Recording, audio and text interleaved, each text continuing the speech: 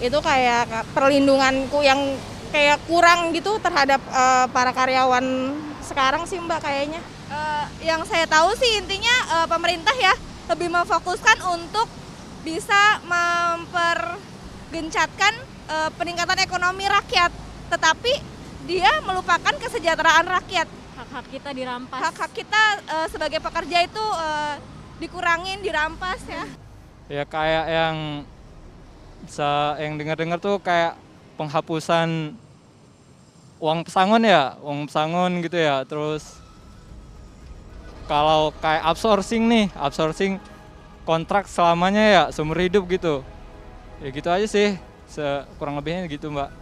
Paling yang aku tahu itu yang tentang cuti melahirkan sama menstruasi yang ditiadakan, bukan ditiadakan tapi ada namun tidak dibayar gajinya oleh perusahaan, itu saja.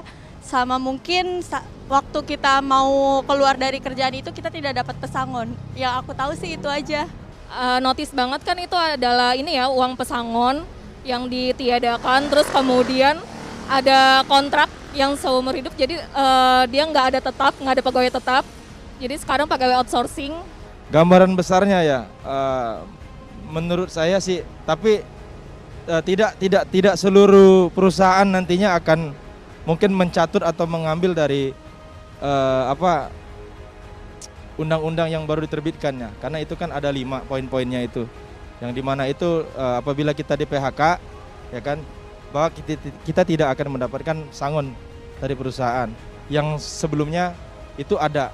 Dan pertama kita masa kerja itu kan yang didambakan oleh setiap karyawan itu kan pasti karyawan tetap ya, dan itu nanti akan ada sangon di akhir atau tunjangan yang kita harapkan di hari tua.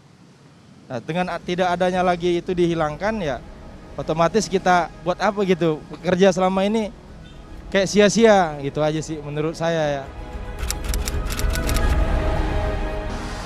Sangat mengecewakan Mbak, soalnya kan itu kayak tentang cuti hamil, yang baru melahirkan, terus yang haid, yang gaji pun yang kayak outsource gitu juga kayak yang udah nggak diperhatiin lagi sih kayaknya.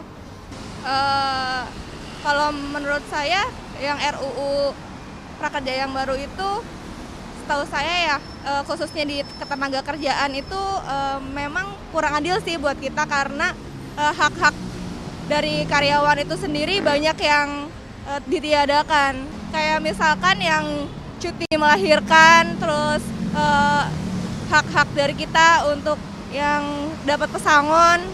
Apalagi kalau kita ini termasuknya karyawan outsourcing ya Mbak ya, lebih ketergantungan dari yang namanya UMP, itu udah sangat Ya, dihapus itu udah sangat memukul sekali dari hati-hati apalagi kami. kita dihitungnya per jam juga sih Iya. jadinya.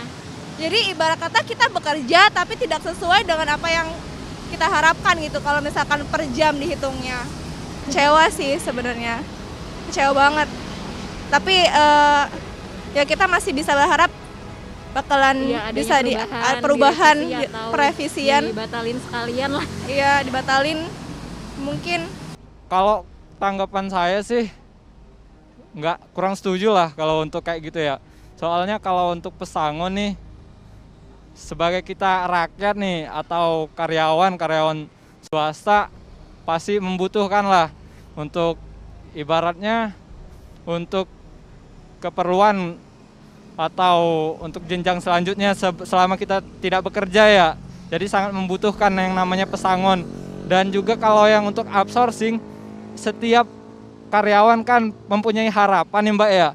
Harapan untuk ke atas, untuk jenjang selanjutnya pasti ada nih. Nggak mungkin mau selamanya, kalau di bawah ya di bawah, pasti mau ada tahap atau jenjang karir Mbak. Itu kalau menurut saya sih. Kalau menurut aku ya harus dikaji lagi sih, karena aku sendiri juga kasihan sama semua buruh-buruh yang bekerja, karena mereka juga sangat butuh banget butuh banget cuti, apalagi seorang wanita butuh banget cuti melahirkan dan dia nggak mungkin kalau misalnya nggak dibayar tuh nggak diambil gitu. terus terang sih sebagai pekerja agak menyayangkan juga dengan adanya peraturan yang terbaru ini ya. Tapi mungkin ya pemerintah dengan kondisi yang seperti ini ingin membuat ini ya untuk menstimulus para pengusaha-pengusaha mungkin gitu. Tapi kalau sebagai kita pekerja sih tentunya rasanya kayak merugikan ya. Saya sangat tidak setuju ya, terutama saya sebagai karyawan swasta di DKI. Kalau misalnya itu dampaknya sih banyak sih Mbak sebenarnya, apalagi kan yang kayak tadi, masa iya orang baru selesai melahirkan tiba-tiba besoknya dia masuk gendong-gendong bayi, terus gajinya juga kan tunjangan-tunjangan kayak gitu kan udah nggak diperhatiin lagi kan sebenarnya. Masih banyak sih Mbak sebenarnya. Dampaknya karena kita karyawan kontrak, karyawan outsourcing itu kita akan sulit mendapatkan kesenjangan ya, ataupun kenaikan gaji gitu ya, apalagi UMP sudah dihapuskan gitu. Katanya kan yang kita baca akan ada kontrak permanen. Nah kontrak permanen itu kan buat kita tuh nggak adil gitu.